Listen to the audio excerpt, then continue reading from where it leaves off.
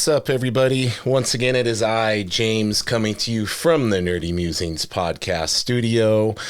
I am very excited to be joined today by an awesome writer, but you may know him better as the editor-in-chief of Todd McFarlane Productions. Mr. Thomas Healy's in the house. How you doing today, Thomas? Doing good, James. Thank you so much for having me on the show today, man. This is awesome. My pleasure, buddy. I'm honored to have you here, and I'm a little jealous of some of that artwork you have there behind you. Oh yeah. I've got a bunch of different pieces. Some of my favorites are I always get Detective Chimp sketches. He's my favorite DC character. You know, everyone asks for Batman or Spider-Man, and they ask for a lot of common stuff. So I always try to mix it up. And Detective Chimp. So I've got him over here from Jason Gonzalez, which was a friend of mine out here in Phoenix. But yeah, I like to I like original art. I have found that working in the industry really starts to limit your ability to collect because you just have access to so much. I get comps of not just everything from us, but I get comps for every image book. And then since McFarlane Toys does DC figures, we get comps for every DC book. So I just have access to so much, and it was just like, I can't keep collecting it. I have a few. Yeah, it got to be real particular. So what I've done now is I'm hunting like key issues for stuff I want. Okay. Or there's a few creators that I will certainly still continue to follow, but my monthly collection is not really what it was prior to getting into the industry. And it's a lot easier to just collect original art now because it packs flat. It packs flat. And it sounds like your access to it has gone up over the years with some of the connections you've made and the circles you're in. So what for you is like a Grail art piece? Oh, an art piece. I would love to have a page from Transmetropolitan. Oh, nice. That is one of my favorite comic books of all time. Ellis, Darick, Robertson. Yeah. I absolutely that was after a very long absence from comics.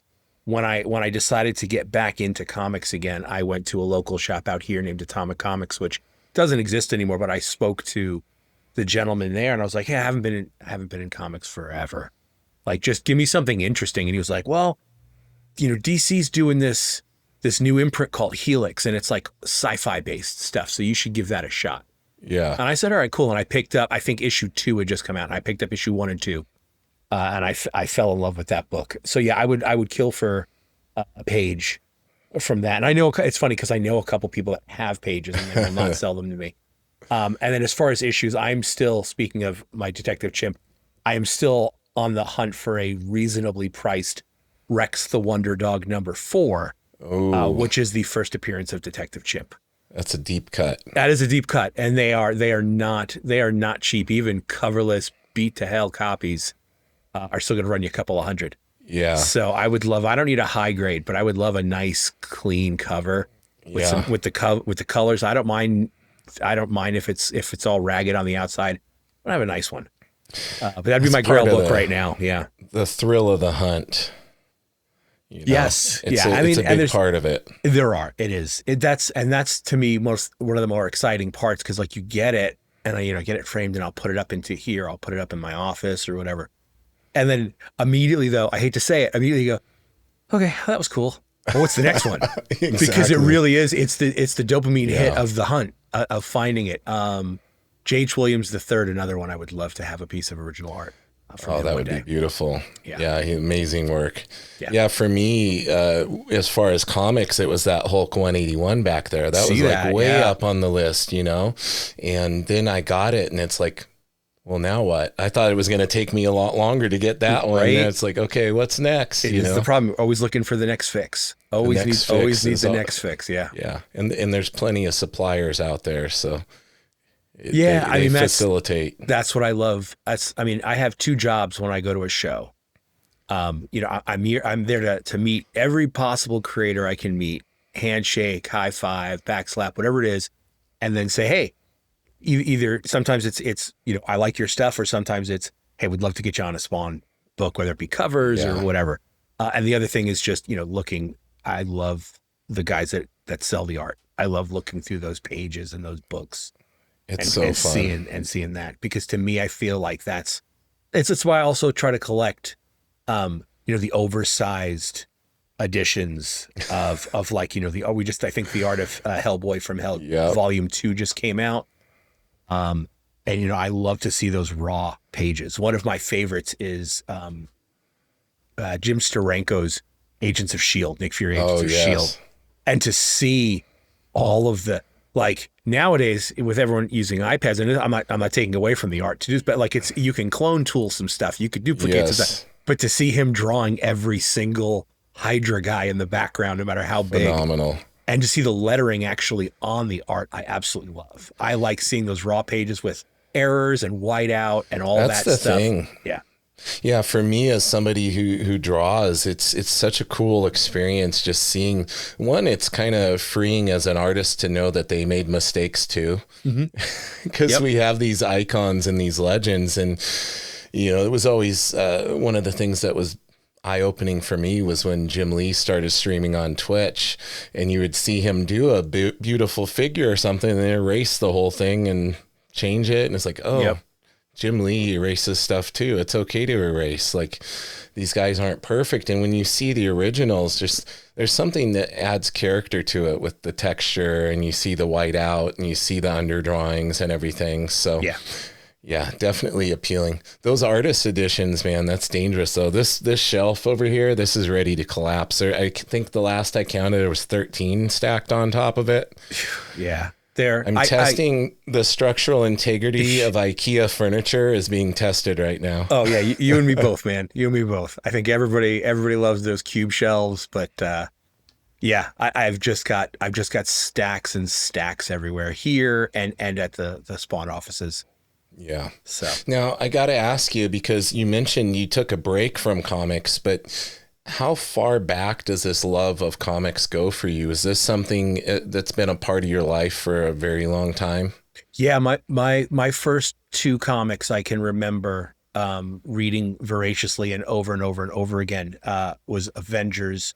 The first one was the Avengers. Gosh, I'm not going to remember the number off the top of my head. First appearance of Taskmaster. Oh, okay. It's got a really weird cover. Now I'm going to disagree with like all of the apps that say the first appearance was X. It's actually the issue before that, what most people say, because to me a first appearance is full body shot, not in color, not in shadow or anything. That's like Hulk 180.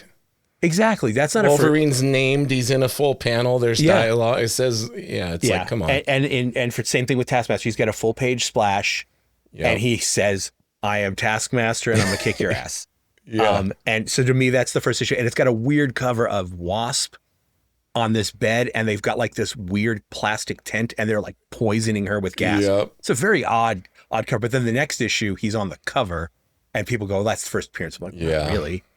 So that was my first comic. And then my mother used to get, back when like 7-Elevens still had spinner racks. You got some gray hair. I'm sure you can remember this for me, era. it was the Circle K. It was like my parents fair enough.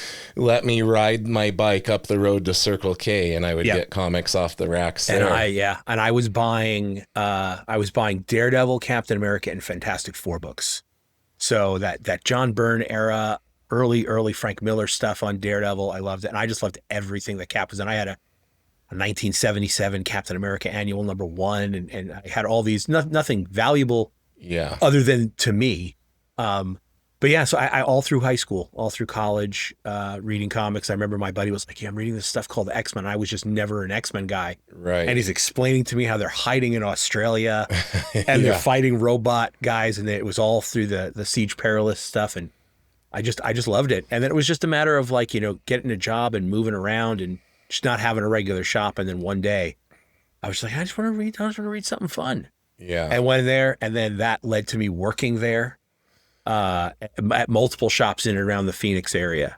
That's cool. And then eventually getting a job with Todd, and now managing and running his comics empire. That's crazy. Yeah. So we were talking a little bit beforehand, and people get sick of me talking about this on here because they've heard my nostalgic stories before. But Todd co-owned a couple of shops here in Washington State. It's called Spider's Web Cards and Comics, and he co-owned the one in Puyallup, Washington, where I was from, with his brother-in-law Kim.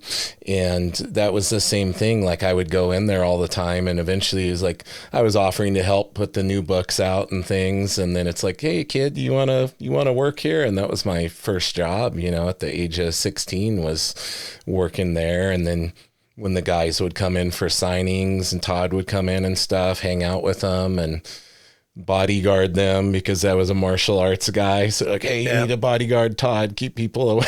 It's just all these fantastic memories, and just the shop vibes and community, and just how excited and positive everybody was such a special thing. There is a very, you've been there. There's a special moment on Wednesdays, on new book days. Yeah. It doesn't matter if you're a Marvel guy, DC guy, you like Absolute versus Ultimate or whatever it is. Just like hanging out at the new wall, just going through your stack, seeing what covers you might want, and having somebody else walk up and like pick up a book, and you just kind of get that look over. Like, oh, is that any good? I've been thinking about that. Oh yeah, man, I love this book. Like, I loved that. I was lucky enough that when I became manager at the various shops I was working at, like that was I told them, I was like, I'm not working register. Like, no offense, you're the new staff guy. You get to work register. My job is to post up at the new wall and talk to all of our customers. And that was the best day of the week. And again, because you're talking to people that are now friends, they have the same interest. And I enjoyed going, hey, I read everything on this wall last night, or at least flipped through it. Yes. But like, let me tell you, like, I know you read this, so you might like this. And I loved going like, hey, if you like this, you like this. And just learning about it all. And giving those little recommendations and yeah. maybe turning people on to maybe, things they hadn't thought about, just like you got turned on to that Transmetropolitan book and everything, through the guidance of your shop person. Yeah, getting people outside the norms, because, Image was around in 92. That was the year I graduated high school. So there were already like the oddball, the indie stuff, but still, like, everybody just so leans into Marvel and DC. But so be able to talk to people and be like, hey, there's this really good writer named Matt Fraction, and he's got this book called Casanova. And yeah. I know it looks weird and I know it looks crazy, but you really got to try this. This is really, really good. Or like there's this whole takedown of the superhero thing. And have you read The Authority? Oh my God, it's so good. It's so good. And it's spinning out of Stormwatch, and just being able to put some of these pieces together for people. I remember, now it sounds ridiculous to say, but people that were working in comic shops back in the day, we used to have to hand sell Walking Dead. Oh, who wanted to read a black and white zombie book? Yeah. People were like, Yeah, like, it's weird that it's not blood. Why is it not color? Like, you would think with zombies, they'd want to show all the blood and stuff. Yeah. But like, you had to hand sell that. And then, eventually, obviously, that became arguably one of the most successful series of all time. But for sure. But yeah, getting to introduce people to comics is just one of the huge benefits of being in this industry. Oh, yeah, definitely. And it's overall a pretty receptive community. Like, you kind of find your people. That's the thing I like about going to cons too. You can spark up conversation with somebody next to you, digging in the long boxes, and you have all that commonality, and it's such a special thing. So you're consuming and collecting comics for a very long time. At what point did you start to think, all right, I want to take it to the next level. I want to start to work in comics and pursue that? It's weird. I've always written. Back elementary school, I always liked to write poetry, short stories, just weird stuff. Something I did. I never really was like, I want to work in comics. That was never a thing for me. Even when I was at the shop, even I was just managing, it was like, hey, this is a super fun job. It's not far from my house. I love all the people that come in here. I love all the people I work with. The owners were super cool. I was really happy. I was really content. It wasn't a particularly great paying job, but my wife, my wife had the great paying job. I could afford to work at a comic book store. And I received a phone call one day from one of my friends, and her name is Shannon Bailey. And if you've ever gone to a show in modern times where Todd was at, You see this gal with the purple hair. Yeah. That is Shannon Bailey. And you were talking about being the bodyguard for Todd. Yeah. Now you've got this tiny little gal who runs marathons as his bodyguard, and I would not want to be in a fight with her. You don't want to mess with her. You do not want to mess with her. She is phenomenal. She keeps everything moving because she interacts with every part of Todd's businesses. Yeah. So she's just making sure he's where he needs to be and doing what he needs to do. And she is absolutely phenomenal. And at the time, she was in a role called publishing coordinator, which is not a particularly glory-filled role. You're basically the air traffic controller, and you're just managing all the files, making sure that the pencils get to the inker files get to the colorist, making sure the lettering is done, overseeing the people that are putting the books together, the production artists. But the cool part about that is you got to interact with all of the creators. You get to meet, you get to deal with all, you're their point of contact. But she was moving on to a bigger role within McFarlane to kind of basically take over and be like Todd's, I don't want to say assistant because it's not that, it's just, Todd's second in command. She's the Riker to his Picard, if you want to go that way. Great Star Trek reference. Oh yeah. So when they were moving, and people think that TMP, Todd McFarlane Productions, is a huge organization. It is not. There are 6 of us. Right. So every time you guys complain if something is missed or something is wrong, I mean, come on, there's 6 of us. That's it. They're doing their best, guys. That's it. Come on. That's it. But so she was moving to a bigger role to kind of assist Todd and everything. And he basically said, hey, well, you know what needs to be done. So get somebody that you know that you can trust. I'll leave it up to you. So she literally called me. I was at the shop one day working for Samurai Comics, which is still around, a phenomenal shop out here in Phoenix. And she goes, hey, I'm moving to a new position. Do you want my job? Man. That was literally, and I said, yes, I do. And she goes, can you come in tomorrow and meet with Todd? And I went in and met with Todd, and we talked for about 3 hours. And I met with the editor-in-chief at the time, John Goff, who's also had a phenomenal career. He now is one of the lead narrative writers for Bungie. Oh, so sweet. he wrote the story for Marathon, or was one of the writers who wrote the story for. So yeah, he's got a pretty cool job too. But I met with Todd and John, and I talked to him for about 3 hours. And at the end of it, he was just like, all right, well, when can you start? And that was it. And I started there at that rung, which was pretty darn close to the bottom as far as the TMP people were concerned, as publishing coordinator and just managing that. And then John left, and we were growing, and then COVID hit, and then that's when we decided to expand. And I said, I'm going to be editor now because I'm going to oversee all of the books and the staffing. And then when we started really doing well, Todd made me editor-in-chief and said, there you go. Now we've got, we're at 7 ongoing titles as well as a handful of various mini-series and one-shots throughout the year. So it kind of grew quick. It sounds like it. And coming from working in the shop and coming up loving comics and being there during the early days of Image and everything, did you gravitate towards Todd's work? Were you a fan like most of us were? I mean, what was your relationship with? I can answer this honestly and say I've had this conversation face to face with Todd, and that answer is no. So it was. I had a feeling, but I wanted to make you say it. my first Image book was in fact Spawn. I know we were a month. I think it was like a month after. I mean, Youngblood came out first. Yep. I believe Spawn was next. And I remember going to Bailey's Comics out on Long Island in New York. That's where I was living at the time with my buddy Bill. And we went in and we looked and we picked up this book, and it was a beautiful color. I mean, this was, everybody else was still doing newsprint at this point, and they had transitioned to that glossy page, so the colors looked incredible. Optics, right? Yeah, Steve Olaf, I've gotten to be really good friends with. He's a phenomenal guy. And I remember looking at this book and going, this looks so much cooler than anything else. And then I looked at the cover price. It was $1.95, and I was like, screw that. Who's going to spend $1.95 on a comic book? I'm going to go back to my $1.25 Marvel books. Right. But I could not resist the coolness. So I ended up picking that up. But during that boom, that early Image boom and that early Image launch, I was a bigger fan of Whilce Portacio. Oh, I love Whilce. Only because I was an X Factor guy. And me too. He didn't create, but he took the character of Archangel and said, what if we just go stupid with the wings and really make his wings just crazy big? He made him super cool. And I loved that. So Wetworks was kind of like my my gateway image book. And I've told Todd that. He goes, I of can't be those mad are- at you. Wilson's Some great. of those are hiding on the spinner rack back there. Yeah. So Wills was my first guy. I loved all the Cyberforce stuff. I eventually got into the Spawn stuff, obviously, as everyone did. I was a big fan of Capullo in that very, very long run that he did. But Todd wasn't my first. Okay. And I have told him that. He laughs, but he'll say like, well, Wills is phenomenal, so I can't be mad at that. True. So he gets it. He gets it.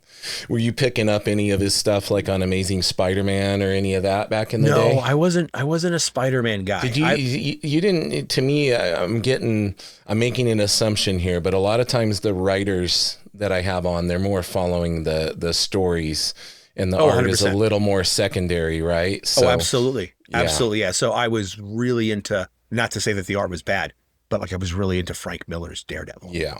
I love that. But yes, I much more at the time was following writers than I was following the artists. I could get by with I don't want to poo-poo on anybody's art, but I can get by with subpar art if the story is good, as opposed to the other way around. Yeah. And I know a lot of people are just, they're the art guys. And they don't care about the story. They just want to see people like that draw are about the art. Oh yeah. And they're like, I don't care. And then the writers are like, no, there's got to be some story there. And then And Todd, and this is fun because I think this is something that Todd and I absolutely do not agree on. I think real recently, because somebody sent it to me real recently. He did an interview. Quote, Oh, yes, you know exactly what I'm talking about. Yeah. Yeah, like you can have a horrible writing, but with good art, it'll still sell. But you can't do it the other way around. I'm like, that's not true at all. There are plenty. And I kind of went through it, and I was telling him, and again, as a former retailer, you might appreciate this too. I feel like the industry does go almost like the tide. There are times where the industry is purely driven by the artists, and everybody's going to buy the latest Capullo, the latest Jorge Jimenez or Javi Fernandez, Bella Ortega. They all want that, and it doesn't matter. And then there's times that everybody's following the writers, excuse me. And so you can remember, like, Marvel had that era with the architects, and it was Bendis and Ed Brubaker and Jonathan Hickman, Matt Fraction, and there's the other gentleman with the big beard who I really Jason Aaron. Yes. Like everybody was reading everything they did. It did not matter who the artist was on those books. They were reading everything they did. Now, they still had great artists, right? Like John Cassaday doing the X-Men. Yeah. But for the most part, like, Marvel realized our writers are what are bringing people to this. Yeah, it was way more story driven. And then eventually that recedes and you get more art driven stuff. And I feel like we're in that change right now. You've got people that love people like Jorge Jimenez. I mean, Nick Dragotta is killing it. And I think if he left Absolute Batman today and went to Dark Horse and announced a creator and book at Dark Horse, he's going to have tons of people following him. Yeah. But you're also still seeing like guys like Scott Snyder and Tom King kind of writing their own checks anywhere they go right now. So I think we're in that transition now where we might be transitioning back to the writers being the top dogs for now. But at that era of, metal, death metal, all that stuff, like, Greg was reigning supreme at DC. For sure. And Marvel had a ton of great artists on all of their books. So I think it just goes back and forth. Yeah. Well, speaking of writers, that's a perfect segue because I wanted to talk more about your love of writing and getting to do some of that here more recently. You've been putting in some work. I know you've been doing some plot stuff and, getting to stretch your legs a little bit. So when did that shift happen where you're like, okay, I want to start pursuing the writing again? Because you've had the love of it, since you were a kid. Yeah, I've always written, again, for a lot of times for a writer, and I'm sure it's that way for the artist too. Sometimes it's just for us. Yeah. I always had various stories and Word documents open on my laptop. I do want to point out, because I know that when change happens, not everybody loves that change is happening. So people love Todd, and it's going to be very hard for people not to love Todd. So I remember when I got editor-in-chief, I had a lot of people on social media that were like poo-pooing me, like, who's this guy? They should have just done that, or da-da-da-da. And then when my first big book got announced, Black Ritual, man, I saw all these comments like, oh, it must be nice being editor-in-chief and you just get to approve any stories you want. And I actually had to jump on that comment. And I was like, okay, let me tell you something, man. I've been here like 7 years now. This isn't the first story I pitched. This is like the dozenth plus. Okay. Todd makes a good living curating his Spawn universe. Everything has to be very Spawn focused. He knows what he wants.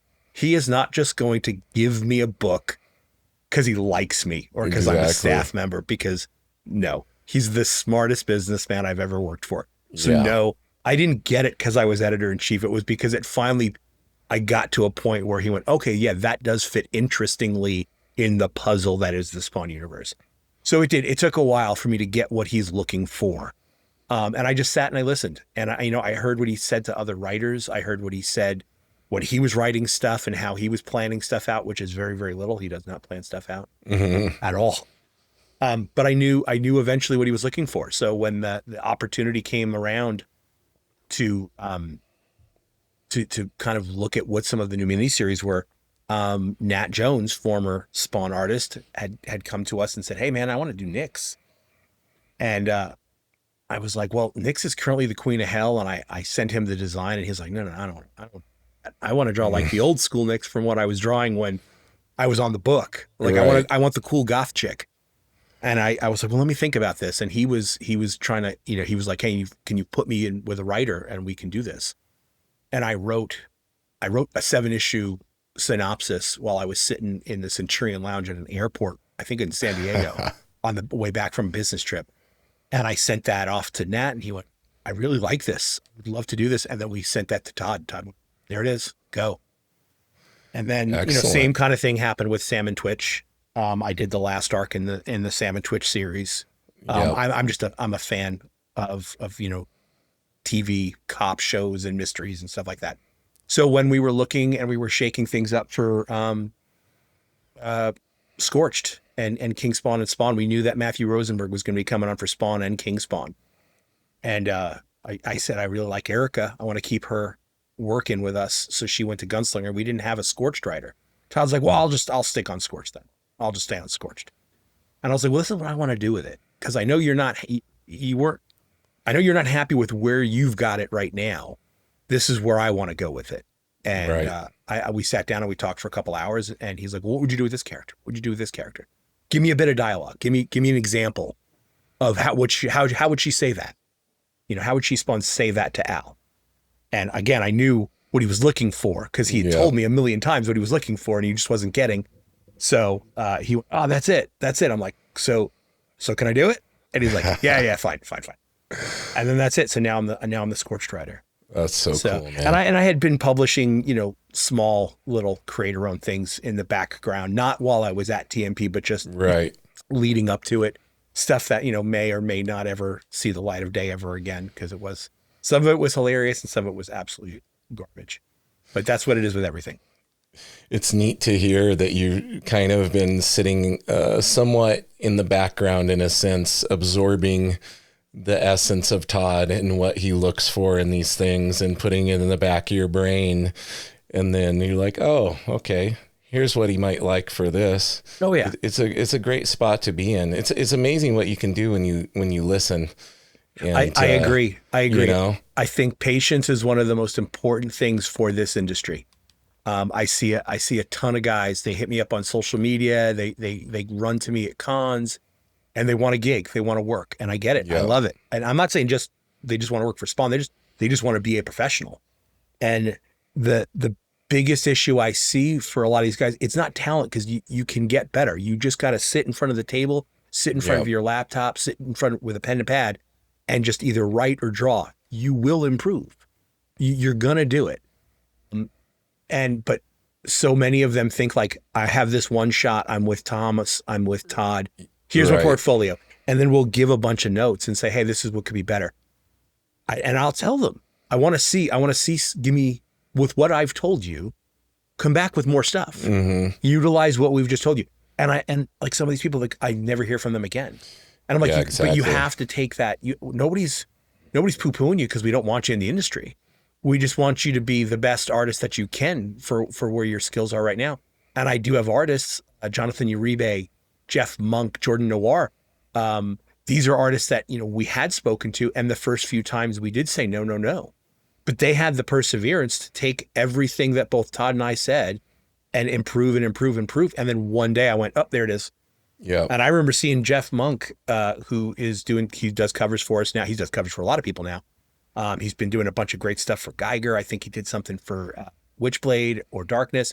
So he's in this industry now. And I saw it was just a random Instagram post, and I messaged him like, that's it. Like, I want that for a cover. I'm telling you right now, you don't even have to change it. Right. Like, that is what I want. He's like, that's horrible. I'm like, I don't know what to tell you. Either going to give me that and I'm going to pay for it, or you're not going to get it used as a cover. Yeah. But they listened.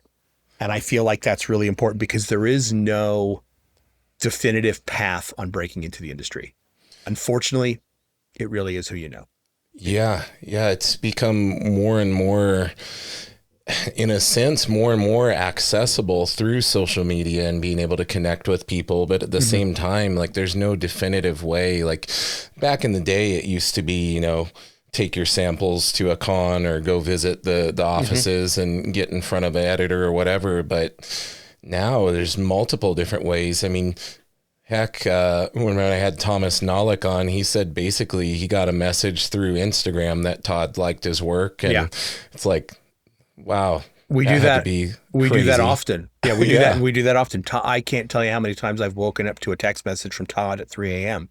Because he's just scrolling through like hashtag comic art on Instagram, and he'll just screen cap his phone. It's in there. It was like, we should reach out to this guy. Look at his stuff, and then or girl, and sometimes it's great because it'll be like, they only have like 3,000 followers. They haven't been discovered yet. Yeah, like, we're gonna get them first, and that's how we've had a lot of people. Because again, for a long time, Todd worked with very well-known names. It was all the Image guys that came over. They were swapping books.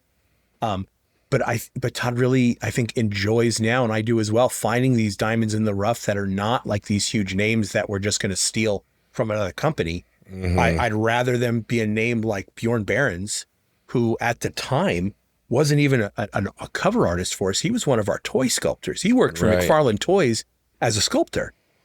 And so then he had reached out to Todd and said, hey, I would be interested in doing a couple of covers. And Todd sent me a Medieval Spawn one that he did. And I was like, that's really cool. Like, we don't have anything like that. I get not everybody likes the 3D art style, but we just didn't have anything like that. And we had a lot of artists who were just doing their version of Todd and Greg's covers.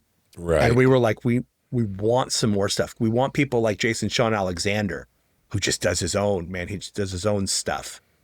So Bjorn came on board, and now like Bjorn's doing everything for Absolute Batman and DC and Marvel. He does stuff for everybody. And that's our goal. Like, we don't put any exclusivity stuff in our contract. Man, if you can get a Batman gig, man, congratulations. Yeah. I'm gonna high five you. I want you to do that because everybody wants to do Batman once in their career. Oh, of course. You know what I mean? Yeah. So it is a thing where we like finding these lesser known talents, and hopefully offering them the chance for exposure while getting paid as well. Yeah. When we were talking about people listening and using that to improve and putting in the work and constantly striving, I can't help but think of our friend Danny Earls. That guy. Yep. He's a workhorse. He is. He's working on something for us right now. Him and Frank Thierry are going to be doing a really fun Sam and Twitch mini for us called Sam and Twitch Gangland, and Frank is just an absolute encyclopedia of gangster and mob lore. I mean, he grew up and still lives, I think, in Brooklyn. So he knows all the history. He loves it. Yeah. He pitched this really, really cool idea for us. And I had already been talking and chatting with Danny. I'm a huge fan, and I'm a huge soccer fan. So we talk soccer quite a bit. And I actually got a chance to see him play because he was playing for a team that played a Phoenix team once. And we realized that he was like, yeah, I was at that game. I was like, I watched you play then. Wow. But then out of nowhere, Frank's like, hey, can we use Danny Earls? And I go, oh, how do you know Danny? He's like, oh, I just finished a Darth Vader thing with him. I'm like, I've been trying to get Danny on something forever. Yeah. So yes. And it was just the perfect fit. And, we just got the first like round of character designs in from Danny. And I'm like, oh, there we go. Like, this is going to be phenomenal. Yeah. And the way he brings the environments alive. Oh, yeah. Like, polar opposite of the stereotypical artist that doesn't want to draw backgrounds. Mm-hmm. Danny's out here turning the backgrounds into their own character in and of themselves, which is absolutely. Really cool to see. And that's one of the things that sold me. I saw again, I had seen him. He was doing a creator-owned thing that he had shown Todd and I. And Todd was like, we're not really looking for anything like this right now, but let's stay in touch. So I still talk to him fairly regularly on social media, Instagram, get on Zoom every once in a while. And he did a piece that I loved. And I remember the day it happened, somehow it came across Gail Simone's social media. And this was back when I was still on Twitter, and she retweeted it and said, hey, at Marvel and DC, why has nobody hired Danny Earls yet? Yeah. And that just went viral. And within a week, he had announced his Superman project. Yeah. Because they picked him up for something like that. And I think he's been doing stuff consistently with both companies ever since. So we were kind of lucky that he had a little break in his schedule. And I was like, can I get I need like 60, 65 pages. Give me like a couple of short minis. And we're going to call it a day. And he's like, I got you. And so, so we're he just won't sleep. He'll just sit. He'll chain himself to the desk. He's going to draw, and then he'll just post videos of himself working out, like staying fit, like whatever, dude. Yeah, making the rest of us comic nerds look bad with your professional soccer player physique. Right. Yeah, and couldn't be a nicer human being. Not at all. Absolute gem of the industry. Yeah, such a great guy. He spoke very highly of you. That's a big reason, why I reached out to you. I was familiar with you and everything, but I wanted to reach out because anybody that Danny speaks highly of, I gotta chat with. He's a good dude. We're trying to get over. I'm trying to get over to Dublin Comic-Con. Oh, that'd be cool. That way I can see, because we actually working with quite a few guys from the Irish side of things over there. Nice. So I was like, we've got 5 and 6 cover artists, writers, interior artists. Danny being one of them. I was like, we got to get over there and do a big Spawn thing over in Ireland. So tell you something I've noticed. I've had 3 on so far, and they're all just as nice as Danny. Yeah, like super nice people. Yep. Yeah, they're phenomenal. Working with Reese Hannigan right now as well. Oh, you know Reese too? I know awesome. Reese. Yeah, great guy. And I hang out with him when we go to New York Comic Con. Yeah, so he's a good Rory Coleman's another one. Rory Coleman's another one. Yeah. I love his stuff. I'm waiting for the right moment to be able to get him on some interiors. He is phenomenal. Yeah, he is phenomenal. So you have no shortage of work these days between being an editor and writing your own projects and everything. I wanted to give the listeners and viewers a little bit of insight into what being an editor entails, because I can't always assume that the people tuning in are familiar with what that role entails. And it may be different, at different publishers and everything, but your role at TMP in particular, what does it all entail for you? Is there a lot of keeping track of continuity and these type of things now that there are more titles coming out? For me, that's the big one right now is maintaining the cohesiveness and the continuity between all of the books and all the creative teams. A lot of people just think that the editor is there to like pull everything into spell check. And that is not the case. Yeah. And it's then managing all of our staff. So we've got, one of my best friends, Yvette Artiaga, is our publishing coordinator. And then we've got 3 of our production artists, and they're the ones that are building the books. Some then will have a specialty of like, they'll build, like Ryan, he's really good at building the big complicated trades, the deluxe slipcases and stuff. He just has an eye for that. Zabriel Kennedy is really good at our logo design. He likes the design aspects. And then Amani is just like our catch-all for everything. So she's kind of like the pair of hands that goes wherever we need assistance. She's good. So it's managing that. But yeah, like you said, a big part of my day is just keeping in touch with all of the different creative teams, making sure that, hey, I'm going to use this character and so using that character. Because again, while it is comics, we can say, well, these 2 events happen on different days. But like, if you're going to cut off so-and-so's arm, I need to know so everybody else stops drawing their left arm. So it's a lot of that, getting in the plots, getting in the scripts, reading ahead, and going, okay, so Daniel Enriquez on Curse of Shirley Johnson wants to do this. Is that going to break anything? All right, I don't think so. And then just discussing with some of the other writers and stuff like that. To me, that's my favorite part of the job. I don't care about the administrative stuff or the bookkeeping and stuff. I like dealing with the creativity, and dealing with that direction and managing that. To me, that's the most enjoyable part.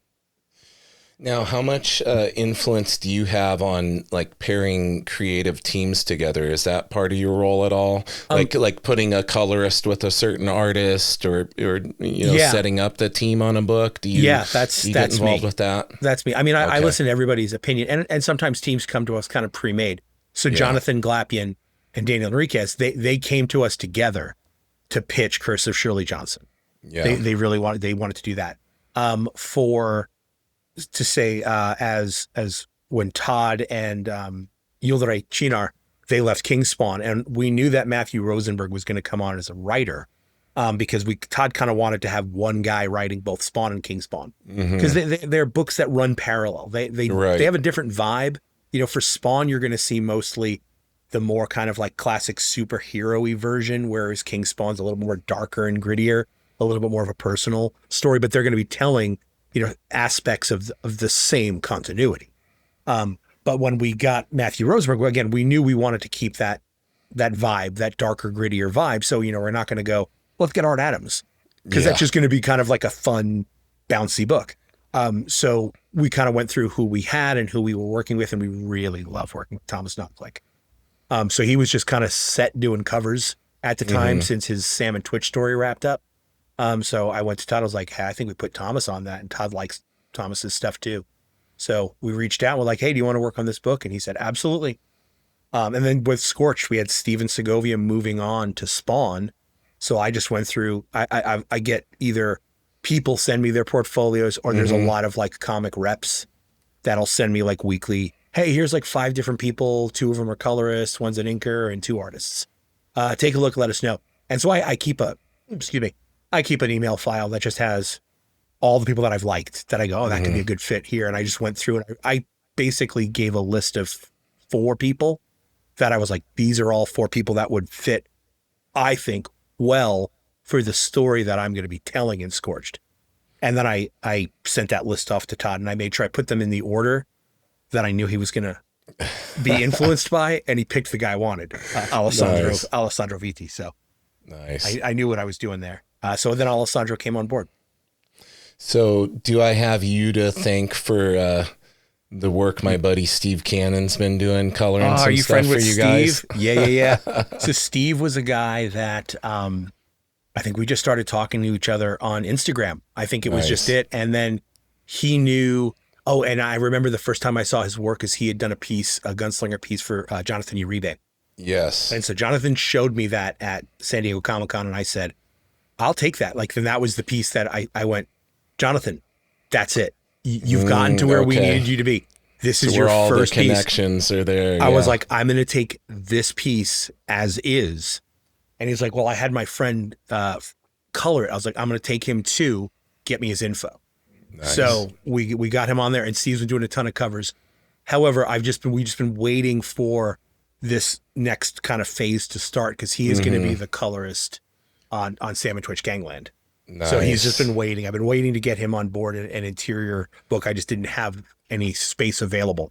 Right. But we've been sitting on that for a while. I was like, hey, do you want to do that book? It's going to be, Danny's art's a little crazy sometimes. And he's like, I'll do it. So he'll do it. So I know he's been doing coloring covers for a lot of people and for myself, but he's going to be coming on board doing some interiors soon. That's great to hear. Another great dude too. It's always cool to see these good people getting into these great gigs. So you got that coming up.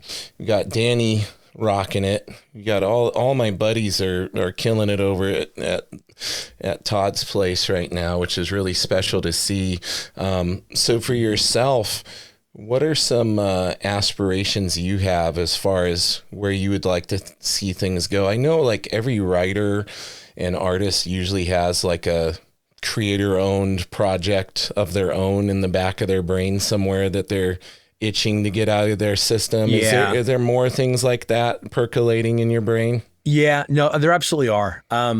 It's funny because a lot of times you talk to a writer, artists too, but for a writer, and they're like, who do you want to write? Do you want to write Batman? Do you want to write Captain America? And I'm like, no, I like reading Captain America. I don't want to write Captain America. I'm a fan. He's my favorite, Marvel guy. So I just want to read good Captain America because I don't want to taint it. I want to enjoy that story. So yeah, so most of the stuff that I've ever really thought about are my own characters, or taking stuff like what we did in Black Ritual, Nyx, which was a character that existed, but then creating an entirely new cast of characters and introducing them into the world of Spawn. So if Erica was like, hey, I want to use that one guy that you created for Black Ritual in Gunslinger. Cool. Go for it. Do it. Absolutely. But yeah, so there is some creator own stuff. I had pitched a cool story to Heavy Metal magazine that they liked. But I think now I think they're going through some ups and downs right now. So I don't think that's going anywhere, but it was with an artist buddy of mine that does a ton of covers for us, Marco Faella, and he does stuff for Heavy Metal too. And I kind of want to do this story, and this is kind of like just very, very like hardcore sci-fi. Sweet. So we're still kind of pitching that idea back and forth and where it might land, where it might end up. So we'll see. I would love to see that. Do you have any aspirations of doing anything outside TMP? Like, would you be open to, doing some work outside of there if the opportunity arose? That would be, I would actually have to have the conversation, the uncomfortable conversation with Todd first. Yeah. Only because, not because, again, we don't do exclusivity contracts, but as being his representative as editor-in-chief, I kind of understand it. There was a situation a couple of years ago. I had said, hey, my buddy's doing this book. He's the interior artist. He's asking me, they're looking for an editor. Can I do that part-time? Are you okay with that? And he was like, yeah, that's fine. I'm like, it's not Marvel. It's not DC. It's like literally tiny, tiny company. And he was like, yeah, that's fine. And that was great. And I had done that for about a year. And then one day we were on a meeting, we're on a Zoom call, and he goes, hey, do you know this cover artist? And I forgot the gentleman's name. And I was like, oh yeah, he just did a cover for the other book I edit. And he went, other book you edit? Oh no, he forgot. Yeah. And he goes, and Todd's assistant, Bonnie, was on the Zoom call, and he went, yeah. Bonnie, did Thomas just say that he's editing another company's comic book? Oh no. And she just looked right at the camera. She goes, yeah, Todd, I think he did. And he goes, Thomas, let's meet offline to discuss that. Cause we were on a Zoom call. I was like, yeah, no problem. And then I spoke to him and I was like, hey, do you remember you told me it was okay? He's like, I totally did. Yeah. I'm sorry. You're right. And he goes, however, you are now editor-in-chief. Yeah. He goes, so I want, and I need people to know, if you're walking down the aisle in San Diego Comic-Con or at New York Comic-Con, people are going to be like, that's Todd's guy. Yeah. Like if you walk up to an artist and go, hey, are you interested in doing covers or interiors? I need everybody to know you're talking about a Spawn book, not, or this other book. So I got his point, and he didn't say you can't. He was like, it'd be easier and it'd be better if you didn't. So I gave that up. So in the same vein with writing, since I am editor-in-chief, I have not tried to, but I feel like before I accepted anything, I would want to have a sit down with Todd and be like, hey, for sure. I probably would not necessarily, unless they were throwing cash and dump trucks in me, like have any interest in writing for Marvel and DC right now. I enjoy that. But like indie stuff, yeah, I'm totally consider that. Like that was one of the things, like we were considering taking that one project that Marco and I were talking about and possibly just submitting that as an image title, not a TMP book, but like a creator-owned image title. It doesn't really fit in the TMP universe. But yes, still looking to do other writing, other gigs, working on a novel right now. Who knows where that's going to go? Nice. Novel writing is always kind of, yeah. You don't know. Sometimes you're just so far off track. You're like, I just can't even salvage this. And that's happened a few times, but this one I'm fairly confident in where it's going. So we'll see how it ends this year. I'm giving myself until the end of the year to finish it. Awesome. And then we'll go from there. I know you mentioned that you have no shortage of comps and things that you get, but are you still actively collecting it all? I know you have your Grail things you're looking for and this and that, but as far as actively reading comics, are there things piquing your curiosity these days? What are you into? I'm still actively reading. I still read the majority of the comps I'm sent. Okay. It just helps me to know in the industry. Because again, I might go, oh man, this art's great. And this is just a mini series. So this guy's going to be needing work soon. Or sometimes it's just like, wow, the letterer was great. That's how we found Ann World Design and Darren Bennett, who does now the lettering alongside Tom Orzechowski. Because we just saw them in a couple of books. We're like, this stuff is great. Or just a colorist. We've done that too. Todd's like, I like the colors on this cover. I don't even care about the image. The covers are great. Find out who this colorist is and let's get them on board. Yeah. And that's how we found a bunch of our colorists. So yeah, I'm still always reading through books. Books that I'm currently a fan of right now. I'm really enjoying Batman by Matt Fraction. That's one of my favorite. Like I have that on my pull list. Yeah. I get copies of that, but I also still want to support local shops. So I still have pull lists at multiple shops around the valley, even if I've only got I get digital stuff that I look at, but then I have my physical stuff I go and pick up to support the local shops. Yeah, and even if it's only one issue at a shop, it gives me a reason to go visit and say hi to everybody and make sure they remember, hey, I've got stuff coming out too. Yeah, but yeah, it just gives me so that's probably been my favorite recently. I'm just a fan of Matt Fraction. I've liked his stuff since Five Fists of Science way back in the early days. So that's been going good. And then another shop, I get 2000 AD and Judge Dredd magazine monthly. A bucket list goal would be to have to do a Judge Dredd story, which I don't think is nearly as common for American writers. I mean, I can't tell you how many people, like they've all seen the movie. They've seen the Stallone movie. They've seen the Carl Urban movie. Both of them, I mean, the Carl Urban movie is better as far as being a Judge Dredd movie, but both of them are enjoyable. Yeah. The Judge Dredd movie of the Stallone era, I mean, it is what it is. Though he was doing a ton of movies like that, like Demolition Man. I could do a double feature of both of those on any given Saturday. I can do it. Was it a great Judge Dredd movie? No, but it was still fun. So it always amazed me how many people have seen those movies, but they don't read the books. They don't read Judge Dredd. And I love Judge Dredd. It's just a universe I've always enjoyed. So I'm working my way into figuring out how to pitch for them. I've heard that the gentleman, the editor-in-chief that runs that, doesn't like answering emails, doesn't want you to call him. Like everybody I spoke to, I was a guest at a con over in England last year at Portsmouth, and several Judge Dredd artists were at the con with me, and I'm asking them, like, how do I do this pitch? And they're like, man, like your best bet is to send him an envelope with stuff you've written, like physically mail him your stuff. He's like, he's not going to read your PDF email. It's like he just doesn't care. He's got enough talent that he doesn't have to do anything. Yeah. So I was like, all right. So he's like, yeah, once you get your stuff out, like send him the trade, like send him this, the trade of Salmon Twitch, send him the trade of Black Ritual. That he'll say, oh, these guys writing for Todd. Like maybe he's worth it. But yeah, that'd be a bucket list goal for me. That'd be cool. Yeah.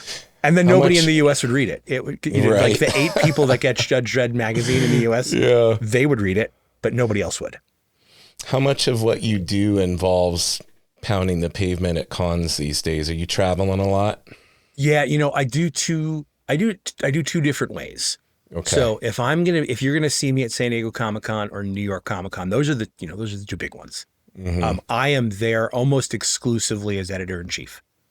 I have done signings at our booth simply because, we're promoting the books and I had the whole creative team there to do signing. So I've done signings there. But when I'm there, my job is meeting with our international publishers to kind of give them here's what's coming out. Here's how you plan your year. This is what we can do for you. And then meeting with creators, whether it be writer, artist, colorist, letterers. I just walk that show up and down the aisles. I just stay in Artist Alley or wherever, a small press, and I'm just looking for talent. A lot of times, if it's somebody that is like a little bit more well known, maybe a Marvel or a DC guy, or maybe an image creator, a lot of times they'll reach out ahead of time and we'll set up a meeting, and we can meet somewhere quiet and talk. But a lot of times it's just like I'm going from booth to booth to booth. Yeah. And that's what I do at those 2 shows. Okay. When I do other shows, like, I was at Portsmouth, I was just in Albuquerque. I'll be in San Francisco next month. I'm going to Manila for Super Manila Con. Oh, wow. In September. Those I'm going as a writer. Okay. But I will tell them, because I do understand the desire for it, I will always do portfolio reviews because honestly, that's my bread and butter. That's my 40-hour a week paycheck is building the Spawn universe and making that as healthy and as strong as it can. And so if I can go to Manila or I can go to Portsmouth, England and do a portfolio review and find somebody, where's at La Mole Con, and I signed a couple of people there to do some stuff for us. That's what's going to help us in the long run. So I'll always do portfolio reviews, but usually for the shows like that, I'm just there as a guest, as a writer doing stuff. Yeah. You have your publisher hat that you wear, your editor-in-chief hat that you wear at the big ones, and then some of the smaller ones you're still available for that. Oh, 100%. Access for the portfolio reviews and things, but you get to be there as more of a creator to some extent. And I kind of picked that up from Todd because when I took over as editor, that was when I kind of was then going like, we'd get a script and we would be putting the lettering in and I'd go, this doesn't make sense, or I'm reading through it and I'm not getting this, or, wait, this is the wrong name, or we did something with this character. And I'd have to run into Todd's office and be like, hey, I'm just letting you know, like, you need to fix this. Yeah. And then it got to the point where I was doing that enough where then I was like, all right, I'm just going to fix this. And I would rewrite him. And sometimes I'd be like, hey, I changed that to this. And he was fine with it. But he was the one that came to me one day and he said, hey, I just need to let you know, because I don't want you to feel like you can't. There are two Todds in the office. There's CEO Todd, and you do what CEO Todd says, but there's also writer Todd. And sometimes you need to come up behind writer Todd and flick him in the ear and tell him to get working. He goes, I'm giving you permission to do that, but just make sure you specify who you're talking to. So that's great. So that's kind of where I realized, like, okay, cool, I can do these shows and just be writer Thomas. But I do understand for a lot of these shows, one of the things that they can use as an enticement for creators to come is, hey, the editor-in-chief of Todd McFarlane Productions and Image Comics is going to be there, and he's doing portfolio reviews for the first 25 people on Saturday. Yeah. Totally get that. And I'm happy to do it. Well, that's a perfect place to land this plane. The last thing I want to ask you is, for aspiring up-and-coming creators, what are your biggest tips for them, people who are trying to break in or trying to take it to the next level in that career? I mean, as we talked earlier, I think the social media presence is vastly important, of just having your stuff there to be seen and potentially discovered. Along with that, what advice would you give people? Yeah, I want to be able to go and look through your stuff. I want it to be accessible to me. The other thing is, and this is something that I have noticed, and this isn't me being the old man and the young kids don't understand it, but be aware, like you have to be able to take critique and feedback. Yes. There's very few people. I mean, even I won't name names, but even big name Marvel and DC people that we have invited to come on to do a cover for an anniversary book, whether that be Spawn 300 or Spawn 350. And, we've got some really big names. It's Todd's not going to just go, thank you, artist X. That's perfect. Man, it doesn't matter who you are. He's going to kick it. He's going to probably kick it back and be like, can you fix this? You didn't do Spawn's cape right. You didn't do the face markings right. And that's just not even just the character stuff. Sometimes Todd will be like, I don't like the position of this arm. This looks super weird. Can you fix that? So getting that critique, again, is not anybody trying to beat you down. At least for me and Todd, very much so, we're trying to lift you up to go, and now here you can do this. Yeah. So when I talk to people at shows, I try to give them that. And the other thing is, I mean, to me, this is just common sense, and I'm dealing with a situation right now with a couple people. It's like, I get it. You know who I am. My social media is not private. It's part of the gig. But you do not need to tag me in every single post you make. Yeah. I've seen your art. I've looked at it. I've said yay, nay. Maybe I've critiqued it. Maybe I haven't. I can't do that for everybody. Right. But boy, man, I've got like a good half a dozen people that like, I just open up my Instagram in the morning and I've got like 50 notifications and none of them are friends commenting on my stuff. No. It's just I got tagged in everybody's thing. And it's like, that's not the way to endear yourself to an editor, not just me, to anybody. Yeah. I guarantee you none of the editors at Marvel, DC, Dark Horse, IDW, whatever, None of them want that. You put together a portfolio. Hey, hit them up, message them. Hey, can I send you a PDF of my portfolio? Or here's a website. You can go check out my stuff. I appreciate your time. Thank you. Mm-hmm. And again, that doesn't necessarily mean I'm going to have the time to give you a full critique every time somebody sends me that. But if you're close, I definitely want to have a conversation. Same thing with writers. It's like, if you're a writer, don't send me a document that says, here's what you should do with Spawn. He needs to do this, this, and this, and you need to bring back this character and do that. Like, well, no, we're not taking unsolicited scripts. And there was a great story. I worked at a comic book shop years and years ago. Doesn't exist anymore. But this is when Ed Brubaker was writing Daredevil, which was a phenomenal run. And my assistant manager at the time was a huge Ed Brubaker Daredevil fan. And he somehow got Ed's email address from somewhere. And he would write little reviews, but they were all positive. And he said, Ed, hey, read the last issue, loved it. Oh, I love what you're doing with so-and-so. Keep up the great work. And at first it was like letters page style stuff. I don't think he was getting them in the letters page. I don't think there was a letters page, but it was that kind of, hey, I just really like your stuff. Keep up the good work. And then eventually be like, oh, you know what you should do? You should do Daredevil. Do this. And then Daredevil, and Ed finally emailed him back and said, hey man, I need you to stop emailing me. Because even if I already wrote this idea down, I can't use it now because I'm going to put this in a comic and you're going to come back and say, Ed Brubaker stole my idea. Yeah. Even if that's not the case, I can't use this idea. So I'm not going to read your emails anymore because I don't want you to think I'm taking your ideas. I don't do that. And I've had to tell that to people too with writers. It's like, send me a script from a non-Spawn book. Give me a Captain America script. Give me a Batman script. Give me an idea of what your writing is. Yeah. Don't give me what I should do in Spawn, because what that potentially is doing is taking that plot point, even if we had already figured that out a year ago, now we can't use it. Yeah. So when people ask, how do I submit? It's like, well, we don't take scripts. I don't take unsolicited scripts of Spawn material. You can still send me scripts, but give me something else.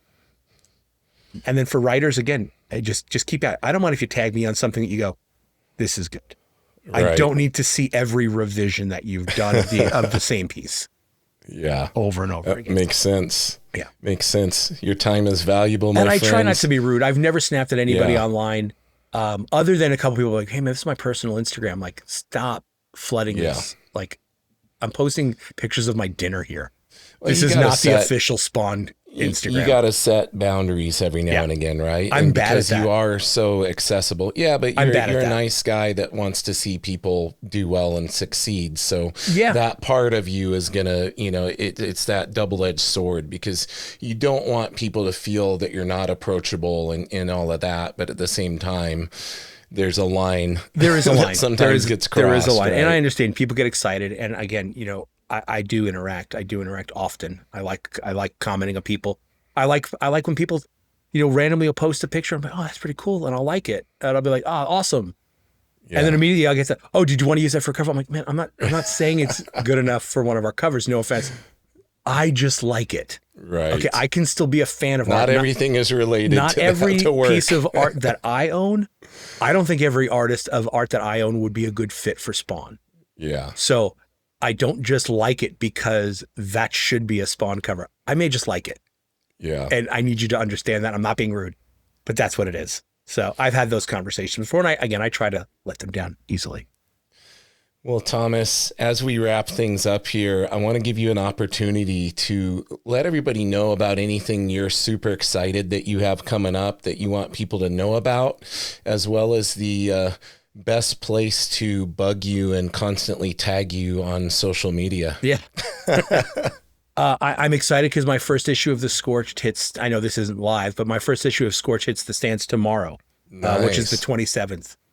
So that'll be issue 51. I'm very, very excited for that. I'm excited for the new direction that we're going with that team. I'm excited to get to play with a bunch of characters that I haven't gotten a chance to utilize often. And I want to promise the Spawn fans that I do intend to bring, because I do see all your comments. I do go to the secret Spawn Facebook groups and the Reddit groups. So I do see the people going, man, I really wish they brought so-and-so back. I really wish they did so-and-so with this. And they did that with that one guy and they never brought him back and they never did anything. It's like, it's my whole goal is nice. I want to bring a very interesting rotating cast to the Scorched team. and just go, hey, you were not expecting this character to be part of the team, but here they are, and here's a fun story. So I'm excited for that. And then we're going to be starting to plan out the second half of 2026, early 2027.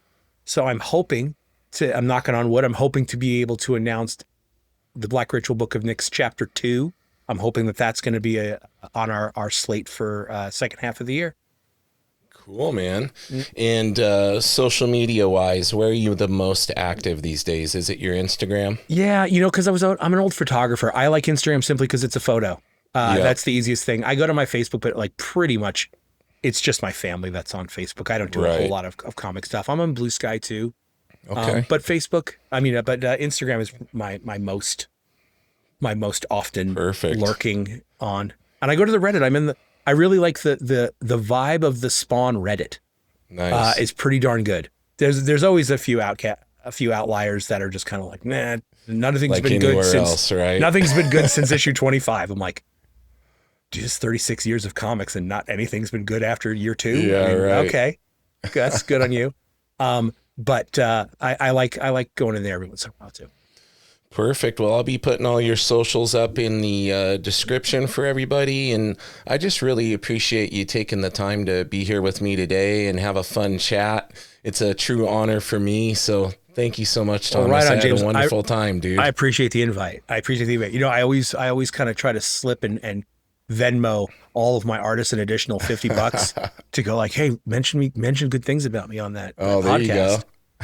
So Danny obviously cashed that check. So hey, good on him. Great things to say. Yeah. Awesome, Thomas. Well, listen, hang out with me for a moment. Everybody listening or watching, make sure you go out and pick up Scorched. It's going to be awesome. And make sure you support Thomas's work as well as the Todd father's work. Very near and dear to my heart. So make sure you guys continue to show love to the TMP universe, Todd McFarlane Productions. If you want to give a little extra support to the podcast and get each week's episode 48 hours early, you can head over to patreon.com/Nerdy Mewzings. And in the meantime, everybody, keep it nerdy.